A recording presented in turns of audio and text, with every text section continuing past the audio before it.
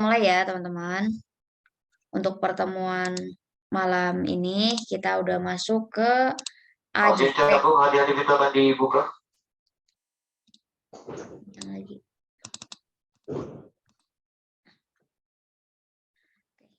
Kita masuk ke materi AJP ya, jurnal penyesuaian. Kemarin kita udah sampai ke neraca saldo. Nah ini saya kemarin kan rencananya dibagi menjadi 3 sesi ya.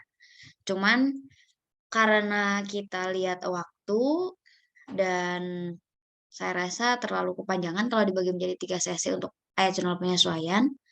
Sebelum ke tahap pretest, post test ya maksud saya, untuk AJP ini, maka malam ini saya akan memaparkan terlebih dahulu untuk materinya. Nah, ayat jurnal penyesuaian. Ya, jurnal penyesuaian itu tahapan ke berapa setelah jurnal umum? Saya mau tanya dulu. Dalam siklus akuntansi, AJP ada di urutan keberapa? Masih ingat, kita review dulu siklus akuntansinya dari awal. Pertama, siklus akuntansi itu apa dulu tahapannya? Jurnal umum. Jurnal umum. Yang kedua? Buku besar. Betul. Yang ketiga? Neraca saldo. Neraca saldo. Betul. Yang keempat? AJP. AJP. Yang kelima? Kisar laba rugi ya? Bukan itu, laporan laba rugi. Laporan laba rugi. Yang keenam? Yang keenam? Laporan perubahan modal. Yang ketujuh? Arus kas. Sebelum arus kas ada apa? Laporan posisi keuangan. Laporan posisi keuangan, kemudian arus kas. Untuk laporan yang kelimanya ada CALK atau catatan atas laporan keuangan. Kemudian ada jurnal penutup dan jurnal pembalik. Jadi AJP itu ada di urutan keberapa? Keempat, betul. Nah, AJP ini kita akan membutuhkan penyesuaian untuk akun yang harus disesuaikan berdasarkan metode pencatatan akrual basis atau basis akrual. Kenapa dalam basis akrual kita harus menyesuaikan akun-akun atau transaksi-transaksi yang wajib disesuaikan? Karena memang ada beberapa akun yang harus kita ketahui dan wajib dicari saldo aslinya atau saldo sebenarnya. Nah, apa aja nih akun yang ada di AJP itu? Nah, jadi untuk AJP di 1 kali pertemuan kan ya, tidak ada 3 sesi lagi seperti yang pernah saya sampaikan, nggak ada. Nah, yang pertama, dalam basis akrual, kita harus menyesuaikan akun beban dibayar di muka. Kenapa harus disesuaikan?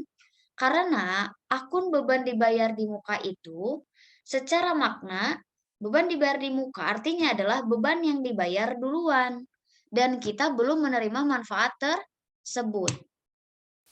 Dalam satu waktu yang sama, ketika teman-teman, saya analogikan dulu ini untuk beban dibayar di muka. Ketika teman-teman bayar privat kemarin, privat kelas, ya, teman-teman kan diarahkan untuk membayar duluan. Nah, untuk penerimaan manfaat atau penerimaan timbal balik atau feedback daripada pembayaran kelas akuntansi ini, apakah diterima secara langsung 30 kali pertemuan dalam satu waktu ketika bayar langsung dapat 30 pertemuan atau tidak? Tidak, Kak. Tidak. Nah, itu yang dinamakan beban dibayar di muka. Ketika kita membayar di awal untuk beberapa periode ke depan, itu yang dinamakan beban dibayar di muka. Contoh lain misalkan, teman-teman ketika sudah mendekati kuliah offline, ya pasti ngekos tuh. Itu yang paling dekat dengan mahasiswa tuh kosan lah, pembayaran kosan. Kita mahasiswa bayar kosan di awal buat 1 tahun. Misalkan hari ini tuh bulan apa? Bulan Oktober ya. Kita mau bayar untuk 1 tahun ke depan. Atau biar lebih mudah analoginya kita bayar bulan Januari untuk 1 tahun ke depan. Artinya kan Januari sampai ke Desember kalau kita bayar kosan untuk 1 tahun dan bayarnya di awal. Pada tanggal 1 Januari kita bayar kosan senilai 12 juta misalkan untuk 1 tahun. Berarti 1 bulan satu per bulan. Menjadi nominalnya 12 juta.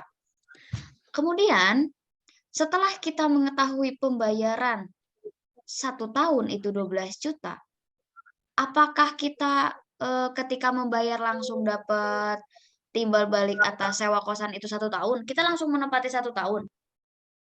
Kan tidak. Kak. Ya, betul. Jawabannya adalah tidak. Melainkan kita akan berangsur-angsur pemakaiannya sesuai dengan waktu yang sudah kita tempuh. Seperti itu.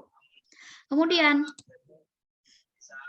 untuk apa ibaratnya tuh pada saat menerima manfaat kita pasti berangsur-angsur dari mulai per hari kita melewati hari-hari, kemudian minggunya, kemudian bulannya, 1 bulan, 2 bulan, 3 bulan.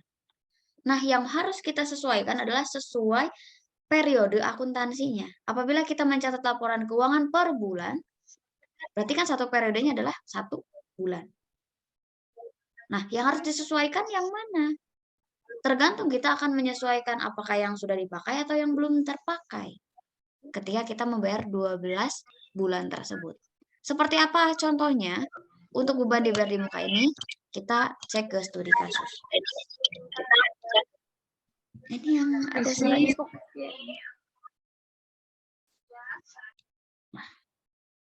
Oke. Ada studi kasus di sini. Contohnya adalah yang ini. Teman-teman membayar uang sebesar 9 juta selama 6 bulan untuk sewa ruangan. Ini ceritanya. Kemudian telah membayar ruangannya tetapi belum menggunakannya. Jadi, teman-teman perlu mencatat jumlah sebagai biaya prabayar atau sebagai akun sewa dibayar di muka. Ini yang harus dicatat pertama. Kemudian, tata cara mencatatnya pada saat kita menjurnal atau pembuatan jurnal umum, yaitu kita harus mendebit atau mendebet akun sewa dibayar di muka atau prepaid rent untuk menunjukkan peningkatan aset. Juga mengkreditkan akun kas yang menunjukkan pengurangan nilai kas. Itu, sebentar saya buka dulu Excel ya. Lupa, belum buka Excel. Nah, selanjutnya, sebelum ke situ, berarti ada beberapa hal yang harus kita akui dulu dari mulai asetnya meningkat karena prepaid rent itu atau sewa dibayar di muka itu masuk klasifikasi akunnya ke kelompok harta sesuai dengan daftar akun yang pernah diberikan. Nah, guys. Saya buka dulu ini ya, share screen dulu Excel biar tadi pembayaran sewanya untuk berapa bulan di soal kita langsung praktekkan. Berapa bulan? 6 bulan, betul. Ini ya biar kelihatan ya. Pembayaran sewanya 6 bulan. Nominal uangnya berapa?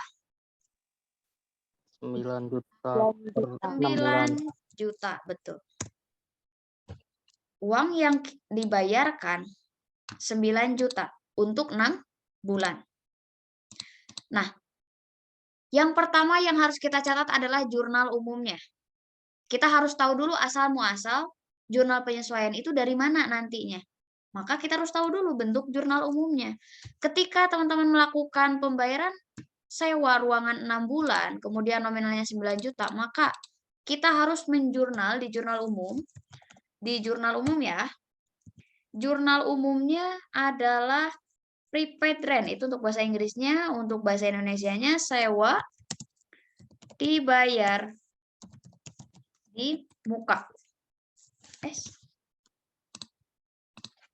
Muka. Ini harus di debit. Kemudian di kreditnya adalah kas. Saya jelaskan dulu. Kenapa kita mendebit sewa dibayar di muka? Kemudian kas di kredit. Karena sewa dibayar di muka itu kan merupakan kelompok akun harta. Ya. Ketika harta bertambah, harus di sebelah mana? Debit. Debit, betul. Harta bertambah di sebelah debit. Saya jelaskan lagi, kenapa sewa dibayar di muka diakui sebagai sebagai harta? Karena sewa dibayar di muka itu kita mempunyai apa? Mempunyai istilahnya adalah hak guna atas ruangan yang sudah kita sewa.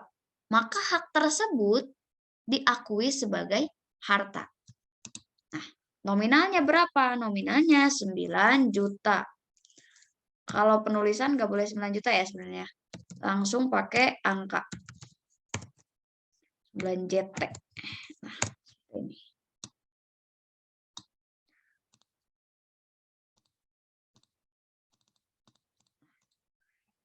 Ini untuk jurnal umum. Yang akan kita bahas malam ini adalah jurnal penyesuaiannya. Jurnal penyesuaiannya. Contoh ya, saya nggak akan ke sini. Tapi saya akan kasih contoh beberapa. Yang sudah digunakan, misalkan. Dari pembayaran 6 bulan, kemudian nominalnya 9 juta. Ternyata teman-teman itu sudah menggunakan ruangannya selama 2 bulan. Digunakan selama 2 bulan. Ini digunakan. Kalau ini dibayar ya. Digunakan 2 bulan. Maka teman-teman di sini bukan menjurnal-jurnal umum, tapi harus mencari saldo sebenarnya dari yang sudah digunakan ini. Maksudnya seperti apa? Maksudnya untuk mencari saldo sebenarnya itu kan kita nanti akan memposting buku besar lagi dari jurnal penyesuaian itu. Ya kan? Dari jurnal penyesuaian akan diposting ke buku besar lagi. Maka kita itu harus mencari yang sudah terpakainya. Di sini yang sudah digunakan 2 bulan. Kita nggak mungkin mencantumkan dalam jurnal nominal 2 bulan kayak gini. Kita nggak bisa kayak gini. Tapi kan kita harus mencantumkan nominal uang dalam penjurnalan. Baik itu jurnal apapun, jurnal umum, jurnal penyesuaian, jurnal penutup, jurnal pembalik, kita harus mencantumkan nominal. Maka ini adalah salah. Tata cara mencari nominal yang sudah digunakan ini, maka kita kan akan mencari AJP ya. Jurnalnya adalah kita harus mendebitkan akun beban sewa ruangan. Atau beban sewa aja boleh, beban sewa ruangan boleh. Tergantung yang kita sewa apa. Kalau misalkan kita nyewa kos, beban sewa kosan. Seperti itu ya, tergantung apa yang kita bayar. Kemudian ini di debitnya, di kreditnya adalah bukan menghitung kas, tapi kita akan menghitung sewa dibayar di muka ini. Nah, yang sudah terpakai adalah 2 bulan. Maka kita harus mencari nominal 2 bulan ini. Tata cara perhitungannya adalah 9 juta dibagi 6. Maka ini adalah biaya per bulan. Ini biaya per bulannya adalah 1.500.000. Maka apabila yang sudah dipakai 2 bulan, berarti 1.500.000 dikali 2 yang sudah terpakai. Jadi kita akan mencantumkan nominal 1.500.000 dikali 2. Karena yang sudah terpakai 2 bulan. Seperti ini. Jadi inilah AJP yang harus teman-teman pahami dari segi jurnal dan tata cara mencari nominalnya. Karena di jurnal penyesuaian itu terkadang langsung ada nominalnya yang sudah menjadi beban, terkadang kita harus mencari sendiri. Kayak misalkan nanti ada pembahasan tentang perlengkapan ya. Di pembahasan tentang perlengkapan, kita harus mencari perlengkapan yang sudah terpakai. Sedangkan di soal nggak ada tuh nominal bebannya atau nominal yang sudah terpakainya. Bagaimana itu cara mencari nominalnya? Nanti kita pelajarin lagi. Nah, sekarang langsung praktekin aja. Ketika yang sudah digunakannya 4 bulan, maka berapa nominal yang harus dicantumkan? Jurnalnya sama, beban sewa dan sewa dibayar di muka. Berarti nominalnya berapa? Kalau yang sudah digunakan 4 bulan. Dari 6 sewa juta. 6 bulan. 6 juta. 6 juta dari mana perhitungannya? 7.500 kali 4. 1.500.000 kali 4 boleh. Kalau misalkan tanpa diketahui ini, terus hitung dulu 9 juta dibagi 6, baru dikali 4. Jadi hasilnya 6 juta. Benar ya? Nah, sekarang dari jurnal ini, apa hubungannya dengan saldo sebenarnya?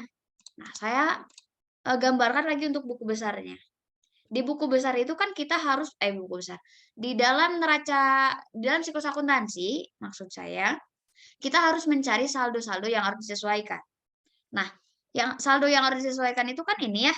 Yang pertama adalah beban dibayar di muka. Nah, beban dibayar di muka ini berarti kita harus mencari total sewa dibayar di muka per akhir periode berapa. Nah, sekarang saya analogikan dari buku besarnya. Buku besar untuk akun sewa dibayar di muka. Bentar. Kita langsung aja di sini tanggal. Tanggal, kemudian keterangan, kemudian ref, debit, mutasi kredit. Kita langsung saldo aja ya. Nggak perlu debit kreditnya. Ini menggunakan stafel saldo tunggal, misalkan.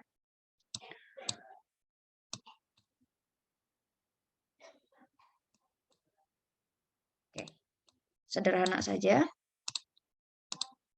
Nah, hubungannya dengan saldo ya. Atau mencari saldo sebenarnya. Kalimat mencari saldo sebenarnya. Maksudnya adalah ketika tanggal 1 Januari, karena ada pembayaran sewa, berarti keterangannya di sini adalah pembayaran sewa 12 bulan.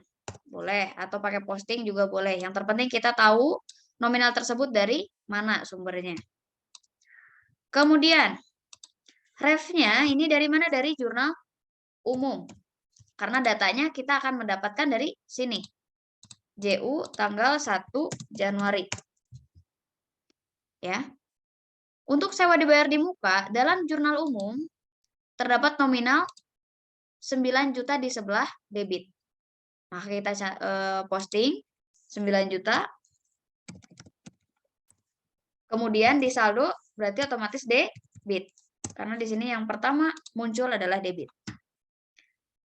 Nah, apabila kita tidak menyesuaikan, ya, kita tidak menyesuaikan beban dibayar di muka ini, kita langsung aja labas ke laporan keuangan. Ketika ada pemakaian sewa dibayar di muka yang dibayar 12 bulan, sedangkan pada saat sudah digunakan 2 bulan, misalkan berarti Januari, Februari. Akhir Februari, sudah digunakan 2 bulan ruangannya itu. Kalau kita nggak menyesuaikan, artinya nanti di neraca saldo sewa dibayar di muka ini bakalan tetap 9 juta. Padahal setelah diketahui adanya pemakaian, itu harus disesuaikan. Ada pengakuan bebannya. Ada pengakuan beban itu artinya sudah dipakai. Kalau kita masih mengakui 9 juta, nanti siapa yang rugi? Kita-kita juga. Karena secara manfaat kita sudah menggunakan, tapi secara pencatatan kita belum mengakui adanya pengurangan beban ini. Nah, sekarang neraca saldo ya, neraca saldo di sini untuk akun sewa dibayar di muka. Nih. Apabila anggaplah ini debit ya, debit. Ini kredit. Kredit. Ini ceritanya per 4 bulan aja. 4 bulan berarti Januari, Februari, Maret, April. April itu berarti 31 April. Ya, 2021 misalkan. Ini neraca saldo. Neraca saldo judulnya. Neraca saldo per 31 April 2021. Untuk akun sewa dibayar di muka, apabila kita tidak menyesuaikan, bayangkan, apabila kita tidak menyesuaikan, artinya kita bakalan mencantumkan saldo senilai 9 juta. Masih 9 juta. Padahal untuk sewa dibayar di muka ini sudah ada pengurangan, sudah ada pemakaian. Ya kan? Sudah dipakai 4 bulan. Nah, kita wajib menyesuaikan itu untuk mencari saldo ini loh. Kenapa harus dicari? Itu sudah aturan bahwa setiap metode atau pencatatan akuntansi yang menggunakan basis akrual, kemudian di situ ada transaksi-transaksi yang akrual, itu harus disesuaikan. Nah, sekarang dari yang tadinya 9 juta, ketika sudah ada penyesuaian, kita ambil yang 4 bulan. Berarti tanggal 31 April. Ya, tanggal 31 April ini 1 Januari. Di sini ada penyesuaian yang telah terpakai. Berarti di sini posting dari AJP keterangannya. Untuk sewa dibayar di muka per 4 bulan ini, per bulan April, ada di sebelah mana? Debit atau kredit sewa dibayar di muka? Kredit. Di kredit, Kak. Kredit. Artinya ketika ada sewa dibayar di muka di sebelah kredit, itu sewanya berkurang atau bertambah? Berkurang. Berkurang. Maka kita harus posting ke buku besar di sini senilai 6 juta. Nah, maka saldo akhirnya bakal ketahuan. 9 juta dikurangi 6 juta, sisanya 3 juta. Dari 3 juta ini artinya dari yang terpakai dari yang dibayar 6 bulan, kemudian sudah terpakai 4 bulan, maka sisa hak gunanya adalah sisa 2 bulan. Seperti itu. Nah, jadi di neraca saldo ini kita sudah tidak mengakui yang 9 juta lagi saldonya, tapi saldo akhir, yaitu yang 3 juta ini. Nah, yang di bawah itu, yang dimaksud saldo sebenarnya itu yang ini, yang akan kita gunakan untuk dasar penyajian laporan keuangan. Kalau kita tidak menyesuaikan, kalau kita tidak mencari saldo yang sudah digunakan untuk beban dibayar di muka, untuk beban apapun itu, mau iklan dibayar di muka, asuransi dibayar di muka, pokoknya sesuatu yang dibayar di muka, apabila tidak disesuaikan, nanti untuk pencatatan laporan keuangannya tidak akan sesuai nominalnya. Seperti itu. Bisa dipahami untuk beban dibayar di muka? Korelasi antara jurnal umum, AJP dengan neraca saldo. Bisa dipahami? Insya Allah. Korelasi itu hubungan ya. Bisa? Bisa? Sebentar. Bisa, Kak. Oke, ada yang mau ditanyain dulu tidak? Ada yang mau ditanyakan dulu tidak? Ya, Kak, mau nanya. Boleh. Jadi kalau membayar sewa 12 bulannya dari Januari itu 1 Januari di bulan Januari di situ juga dihitung nggak? Dihitung mengurangi nilai gunanya nggak? Pada saat pembayaran? Ya udah bayar tanggal 1 Januari, nah apakah pas bulan Januarinya juga gitu dipakai? Pas bulan Lagi. Januarinya juga itu dihitung karena untuk perhitungan satu periode akuntansi, ketika kita membayar, kalau bayar ya, kalau misalkan perhitungannya dari tanggal 1 sampai 15 dalam pembayaran tanggal 1 sampai 15 itu masih diakui 1 bulan. Tapi kalau udah tanggal 16 ke sana, yang bulan Januari itu nggak dihitung. Itu dalam perhitungan akuntansi. Jadi 1 bulan itu ketika kita kalau di awal pakainya dari kurun waktu tanggal 1 sampai 15, kalau di akhir ketika kita menggunakan misalkan dari tanggal 1 Januari sampai tanggal 31 Maret, itu yang dipakai berapa bulan, coba? Kak. Maaf, kurang dengar. 3 kan? 3. Oke, ini saya analogikan lagi ya. Karena ini juga penting sih pengetahuan waktu. Dari tanggal 1 Januari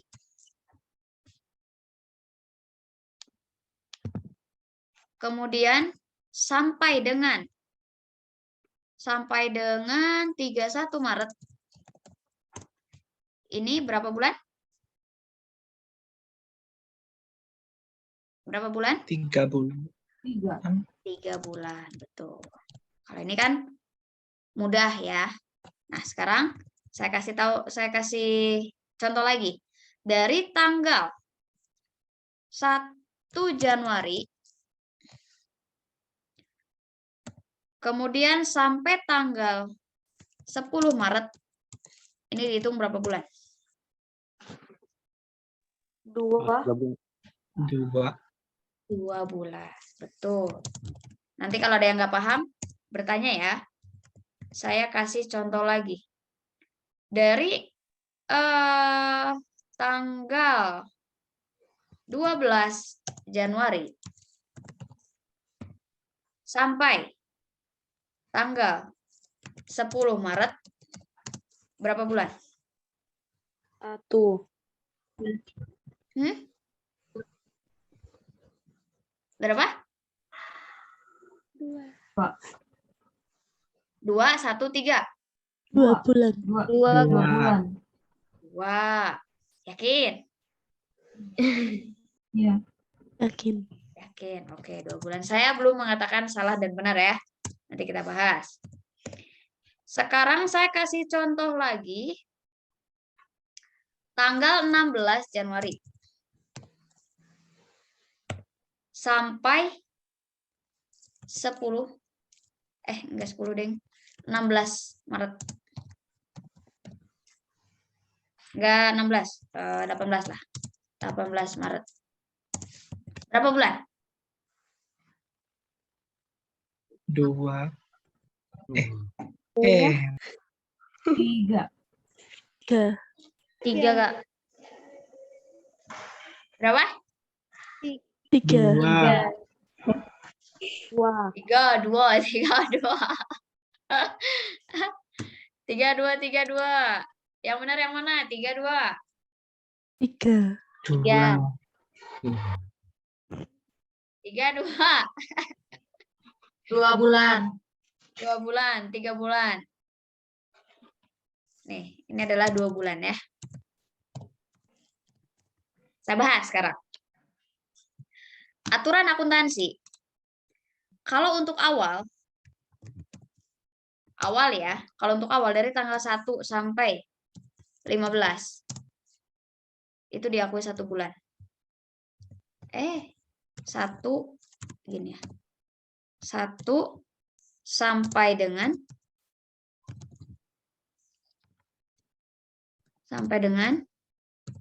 tanggal 15 itu diakui 1 bulan. Ini untuk awal. Kalau untuk akhir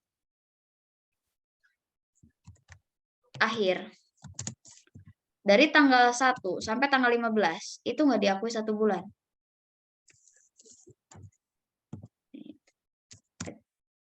Copy aja. Ini nggak diakui. Berarti ini 0. Kalau akhir. Nah, artinya ketika kita masuk awal ya.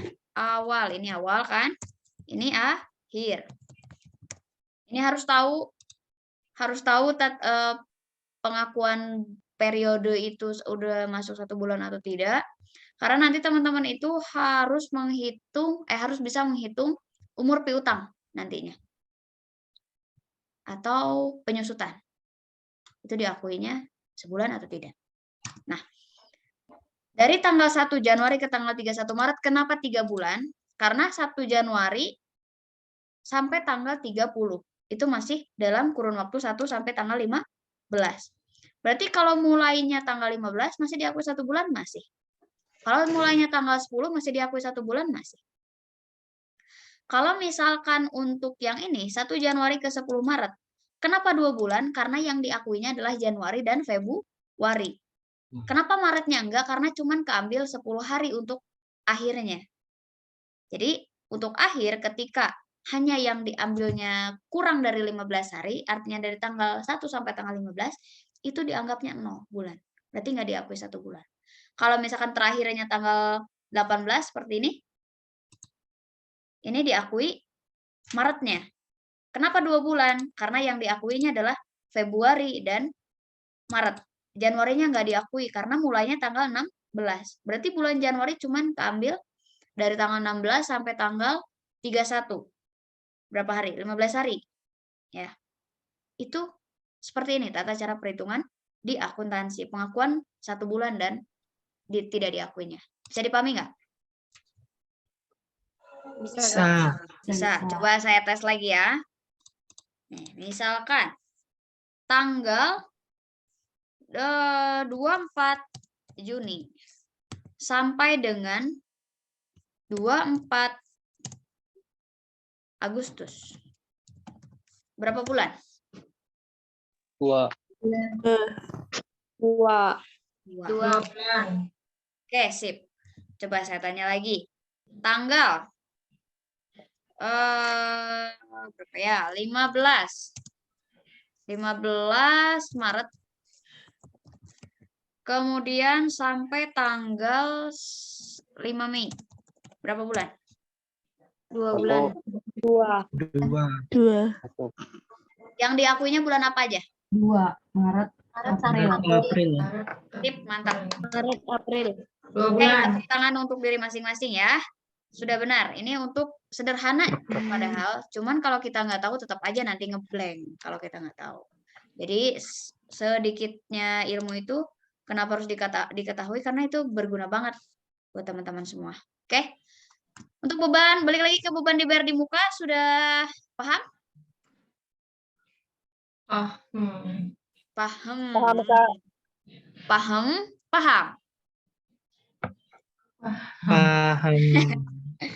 Paham panjangnya. Oke, sip. Kalau paham nanti kita bakalan ada latihannya kok. Tenang. Kemudian selanjutnya yang harus diketahui itu adalah pendapatan diterima di muka. Pendapatan diterima di muka itu ibaratnya kebalikan lah. Kebalikan dari beban dibayar di muka. Cuman kita hanya membalikan posisi aja. Dari kita membayar awalnya, sekarang kita posisinya menerima pembayaran di awal. Nah, contoh kalian itu ibu-ibu sama bapak-bapak kos lah ya. Mau sewa kosan, ada mahasiswa yang membayar kosan ke semuanya yang ada di sini. Mahasiswa bayar kosan ke teman-teman untuk 1 tahun tadi itu. Berarti dalam jurnal umum, ya, kalian harus tahu dari asal muasalnya. Jurnal umumnya adalah kita wajib mengakui kas bertambah atau mendebitkan kas. Karena ketika ada uang masuk, kas kita bertambah atau berkurang? Bertambah. Bertambah, betul. Maka ketika ada kas bertambah, posisinya di debit. Oke, kas bertambah di debit. Di kreditnya menggunakan akun pendapatan. Bukan pendapatan aja, tapi pendapatan sewa diterima di muka. Atau bahasa Inggrisnya itu accrued revenue. Jadi pendapatan sewa diterima di muka. Kalau tadi dibayar di muka, karena kita posisinya membayar. Kalau kita menerima pembayaran, harus kas dan pendapatan sewa diterima. Yang paling pentingnya itu adalah kata diterima. Sekarang agak kesinian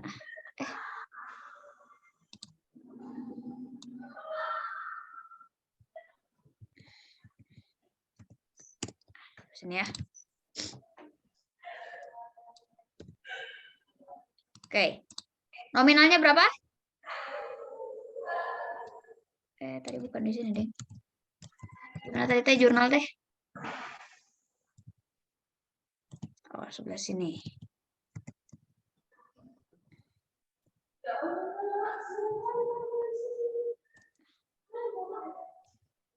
Nominalnya.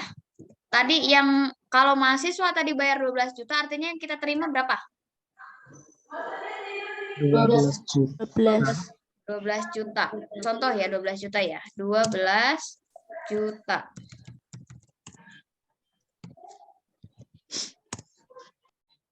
Oke. Setelah kita menerima nih ceritanya. Kalau kita menerima artinya kita itu akan menyesuaikan kembali yang kita terima. Kalau tadi kita menyesuaikannya beban dibayar di muka, sekarang kita menyesuaikan pendapatan diterima di muka.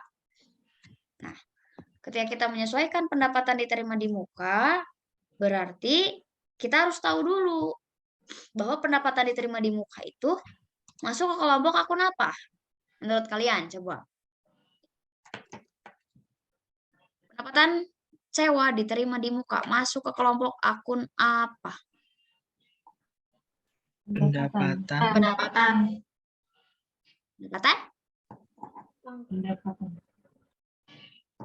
Salah. Tapi pendapatan sewa diterima di muka itu masuknya ke kelompok akun kewajiban. Kenapa? Karena secara harfiah atau secara makna, ketika kita menerima uang di awal, kita itu mempunyai kewajiban untuk memberikan hak kepada orang yang membayar kita. Nah, teman-teman bayar kelas akuntansi ke saya. Dalam laporan keuangan saya, ketika menerima uang dari teman-teman semua, itu saya mengakui adanya kas bertambah dan pendapatan kelas akuntansi diterima di muka, misalkan seperti itu. Kapan saya akan mengakui sebagai pendapatan? Kenapa tidak diakui sebagai pendapatan? Apakah kasnya boleh dipakai? Boleh, kasnya boleh dipakai. Tetapi secara akuntansi, kita menganut sistem pengakuan dan pencatatan. Artinya, yang mana yang boleh diakui, yang mana yang harus dicatat. Ya. Untuk 12 juta ini, ketika kita baru menerima, artinya harus dicatat sebagai pendapatan sewa diterima di muka, dan itu akun kewajiban. Karena si ibu-ibu dan bapak-bapak kos itu mempunyai kewajiban untuk memberikan fasilitas kosannya selama 12 bulan kepada mahasiswa yang sudah menyewa 1 tahun yang dibayar di muka. Nah, sekarang kebalikannya dari yang tadi. Kalau tadi kan kita membayar, sekarang kita menerima. Untuk analogi lagi atau contoh lagi, ternyata kosannya sudah dipakai selama 3 bulan. Tata cara perhitungannya sama seperti yang tadi. Berarti 3 bulan itu 12 juta dibagi 12. Ya, berarti ini per bulannya adalah kekecilan sebelah sini. Per bulannya berarti 1 juta. Ini per bulan atau biaya per bulan. 1 juta. Kemudian apabila kita sudah memberikan fasilitas kosan selama 3 bulan, artinya kita harus mengakui adanya pengakuan pendapatan. Kalau sudah dipakai kosannya baru kita akui sebagai pendapatan. Maka di AJP yang sudah dipakai ini, AJP. Jurnalnya adalah kita mengakui adanya pengurangan kewajiban. Pengurangan kewajiban itu berarti pendapatan sewa diterima di muka berkurang. Sebelah debit, di sebelah kreditnya baru kita mengakui pendapatan sewa. Nah, yang harus diakui sebagai pendapatan ini nominal 3 juta. Dari mana? Dari 1 juta dikali sudah dipakai 3 bulan. Jadi 3 juta. Apa korelasi antara pendapatan atau hubungan antara pendapatan dengan pendapatan sewa diterima di muka? Atau apa bedanya gitu ya? Kalau pendapatan sewa diterima di muka itu kan kelompok kewajiban. Artinya akan berpengaruh terhadap laporan posisi keuangan nantinya. Kemudian pendapatan sewa itu akan berpengaruh terhadap laporan laba rugi. Nah, kalau kita tidak mengakui adanya kosan yang sudah dipakai, artinya kan kita tidak mengakui pendapatan. Kalau kita tidak mengakui pendapatan, artinya nanti pada laporan keuangan laba rugi kita tidak akan sesuai nominal laba atau ruginya, karena masih ada yang belum dicatat. Seperti itu. Jadi, rangkaian dari jurnal umum sampai ke laporan keuangan itu saling berkaitan. Kenapa? Dalam kelas akuntansi, silabusnya mengenai pembuatan laporan keuangan.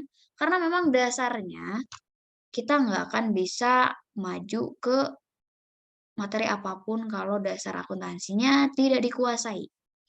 Pembuatan laporan keuangan itu sangat berpengaruh terhadap materi apa? Materi audit, akuntansi keuangan lanjutan. Itu dari apa dasarnya? Dari siklus akuntansi ini, dari pemahaman laporan keuangan. Kalau bikinnya aja kita nggak bisa, gimana kita mau memperbaiki apabila ada kesalahan? Gitu kan, secara sederhananya. Nah, sekarang di neraca saldo nih. Di neraca saldo selain kita akan mengakui adanya pendapatan sewa, ini udah jelas ya ada pendapatan sewa, tapi kita harus mengakui adanya pengurangan kewajiban.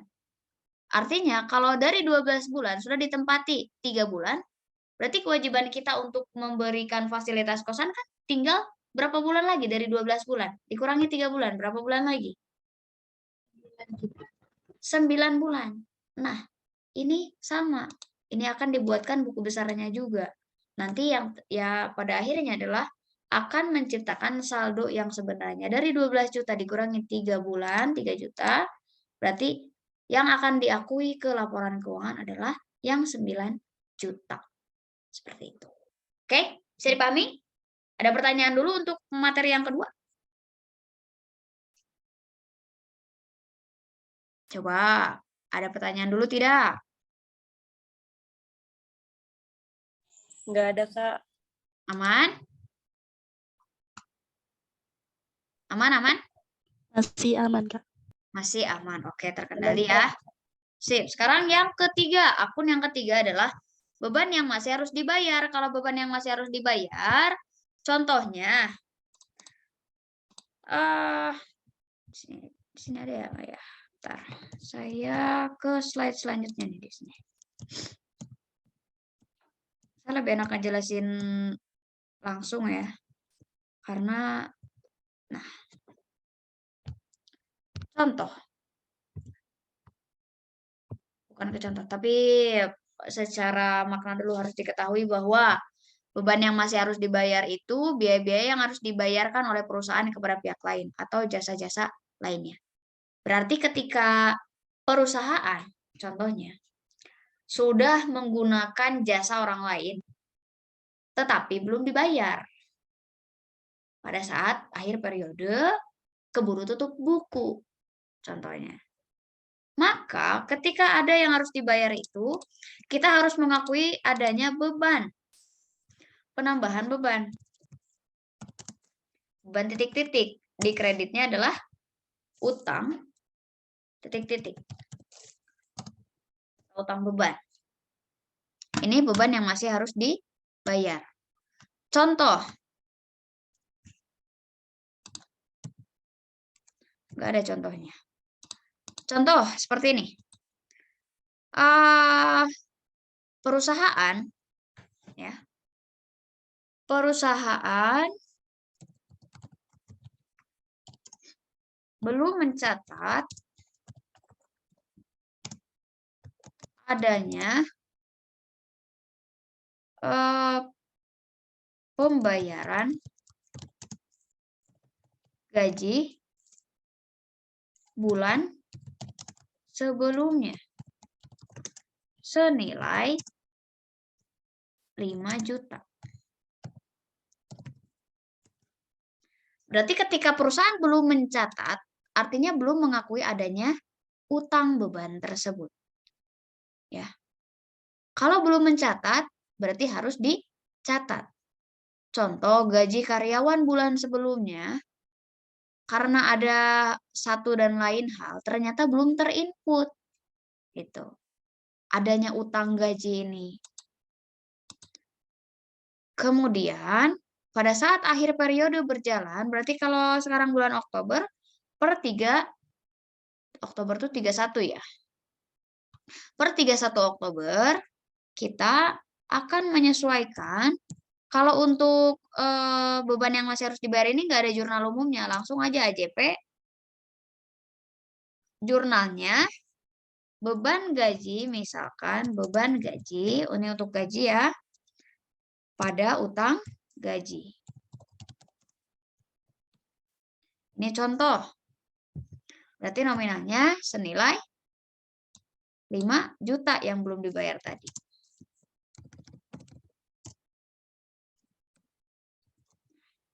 Kalau ini mudah. Selain gaji, misalkan ada apa? Selain gaji, contoh. Beban bunga. Untuk bunga nih. Bunga periode sebelumnya ternyata belum dicatat senilai 3 juta. Berarti jurnalnya adalah beban apa? Jurnalnya apa? Di debit? Beban bunga. Beban bunga. Di kreditnya? Gaji. Utang bunga. Utang bunga. Karena kita sedang mencatat utang bunga. Atau bunga yang belum tercatat. Senilai 3 juta. Seperti ini. Mudah bukan? Kalau untuk beban yang masih harus dibayar? Udah ya?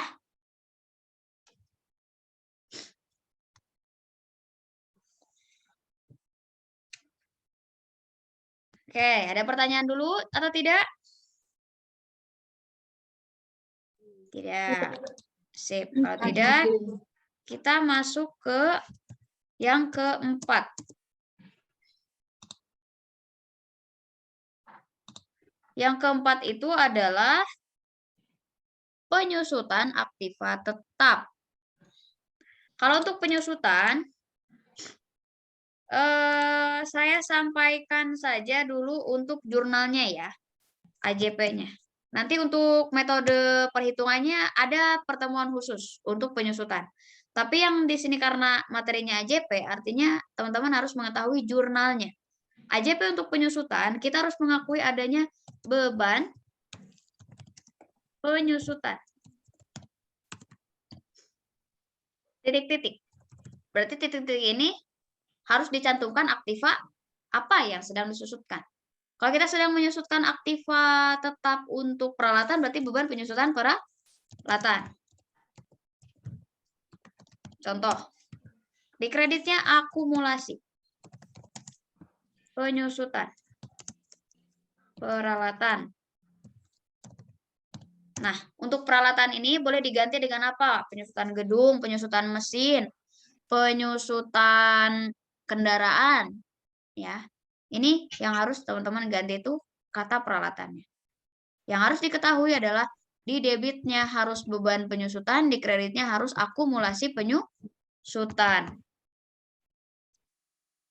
Itu bisa? Saya jurnalnya tolong dicatat. jangan sampai dilupain. Untuk perhitungannya kapan, Kak? Untuk perhitungannya nanti ada pertemuan khusus untuk penyusutan, khusus penyusutan ya. Karena penyusutan itu bukan hanya metode saldo menurun. Bukan hanya harga perolehan. Kemarin kan udah harga perolehannya pas hari Minggu. Nah, nanti ada lagi saldo menurun, ada ganda, ada tunggal, kemudian ada jumlah angka tahun, kemudian ada lagi ya, satuan produksi, satuan jam, itu ada lagi. Nah, ini jurnalnya untuk AJP. Kemudian sekarang ada untuk pemakaian perlengkapan. Kalau untuk pemakaian perlengkapan, kita harus mengetahui dulu contoh di sini itu soalnya perlengkapan yang tersedia di gudang senilai 2 juta. Nah, yang harus teman-teman catat ketika ada soal seperti ini di AJP, yang harus kita cari adalah nilai perlengkapan yang sudah dipakai, bukan yang belum terpakai. Kalau yang tersedia di gudang, ini yang sudah terpakai atau yang belum terpakai? Kalau tersedia di gudang? Belum terpakai. Belum. Artinya kalau belum, tugas kita harus mencari. Di sini clue-nya adalah mencari nilai perlengkapan yang sudah terpakai. Artinya, kalau mencari nilai perlengkapan yang sudah dipakai, apa dasar perhitungannya? Dasar perhitungannya adalah neraca saldo awal atau trial balance. Dasar perhitungannya neraca saldo awal. Nah, maka dalam perhitungan neraca saldo awal kenapa harus seimbang? Kenapa angkanya harus benar? Karena akan digunakan sebagai dasar perhitungan penyesuaian. Apalagi laporan keuangan ya. Maka saldo-saldonya itu harus benar. Contoh di neraca saldo untuk perlengkapan, nominalnya adalah tercantum saldo 10 juta. Di neraca saldo ada saldo 10 juta. Saldo awal untuk perlengkapan. Maka tugas teman-teman di AJP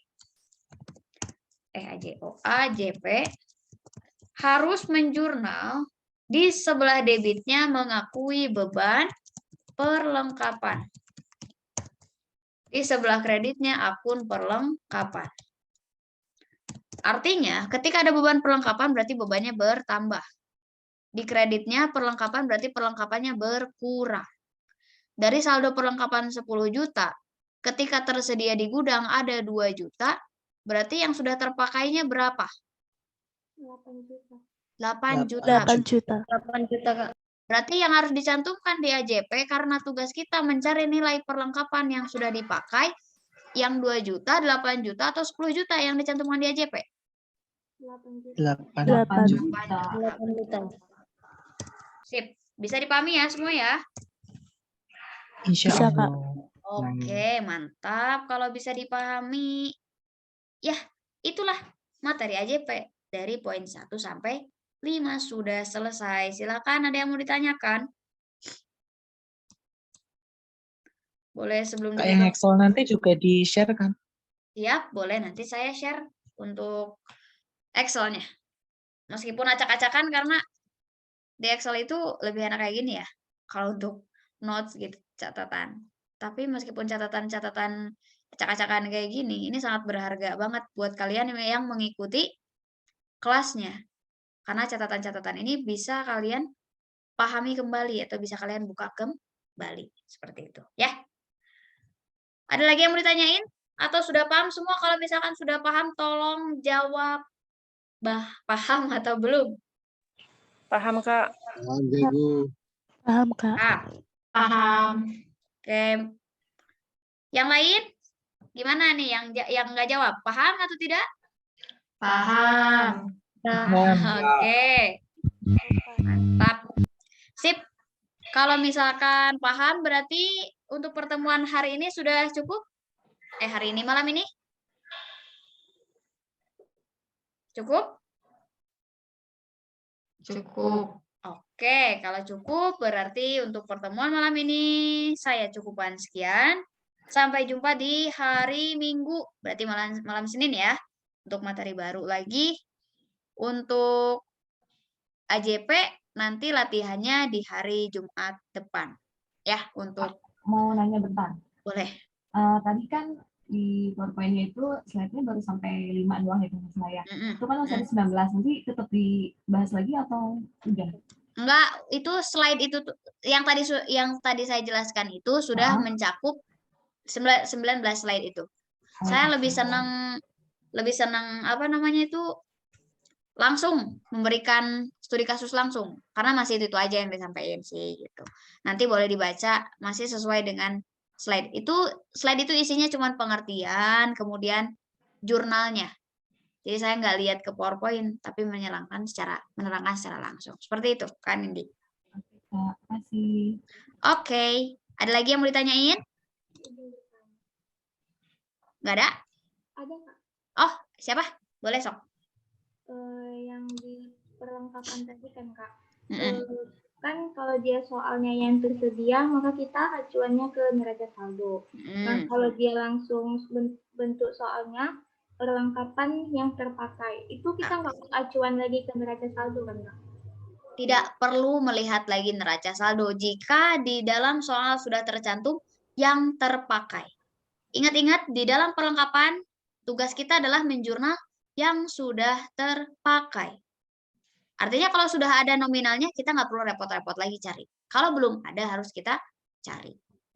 Dasar perhitungannya apa? Neraca saldo awal dan saldo akhir yang tersedia di gudang. Itu untuk perlengkapan. Seperti itu. Paham semuanya? Paham. Paham ya? Oke, kalau misalkan paham, berarti siap nanti untuk mengerjakan soal AJP? Siap. Jumat depan ya. Tolong dipelajari lagi untuk AJP.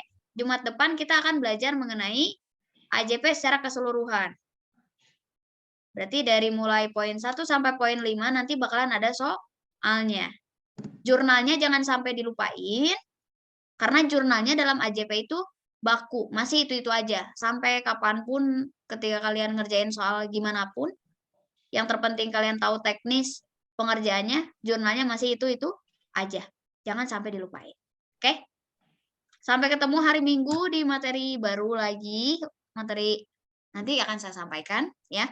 Kemudian untuk hari Jumat siap-siap buat pengerjaan soal AJP. Dimohon untuk terus mengikuti karena kelas ini sangat bermanfaat untuk teman-teman. Kalau misalkan kalian tidak memetik hasilnya hari ini, tapi teman-teman bakalan merasakan pada saat pasca kuliah.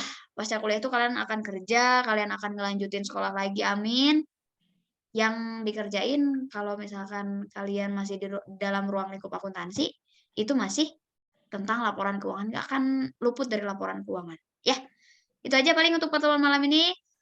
Saya ucapkan terima kasih sekali lagi. Mohon maaf apabila ada kekurangan. Sampai jumpa di pertemuan selanjutnya. Wassalamualaikum warahmatullahi wabarakatuh. Dadah. Waalaikumsalam warahmatullahi wabarakatuh. Terima kasih, Kak. Siap, sama-sama. Ya, sama-sama. Saya